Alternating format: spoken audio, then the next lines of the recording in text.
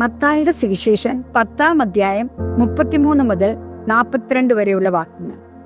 മനുഷ്യരുടെ മുമ്പിൽ എന്നെ തള്ളിപ്പറയുന്നവനോ എൻ്റെ പിതാവിൽ മുമ്പിൽ ഞാനും തള്ളിപ്പറയും. ഞാൻ ഭൂമിയിൽ സമാധാനം വരുത്തുവാൻ വന്നു എന്നും നിരൂപിക്കരുത്. സമാധാനം അല്ല, വാൾ അത്രേ വരുത്തുവാൻ ഞാൻ വന്നത്. മനുഷ്യനെ തൻ്റെ അപ്പനോടും മകളെ അമ്മയോടും മരുമകളെ അമ്മായിയമ്മയോടും ശോഭിപ്പാനത്രേ ഞാൻ വന്നത്.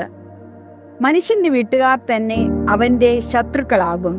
എന്നേക്കാൾ അധികം അപ്പനെയോ അമ്മയോ പ്രിയപ്പെടുന്നവൻ എനിക്ക് യോഗ്യനല്ല. എന്നേക്കാൾ അധികം മകനെയോ മകളെയോ പ്രിയപ്പെടുത്തുന്നവൻ എനിക്ക് യോഗ്യനല്ല. തന്റെ കുരിശെടുത്ത് എന്നെ അനുഗമിക്കാത്തവനും എനിക്ക് യോഗ്യനല്ല. തന്റെ ജീവനെ കണ്ടെത്തിയവൻ അതിനെ കളയും. എന്ന നിമിത്തം തന്റെ ജീവനെ കളഞ്ഞവൻ അതിനെ കണ്ടെത്തും. നിങ്ങളെ കൈക്കൊള്ളുന്നവൻ എന്നെയും കൈക്കൊള്ളുന്നു.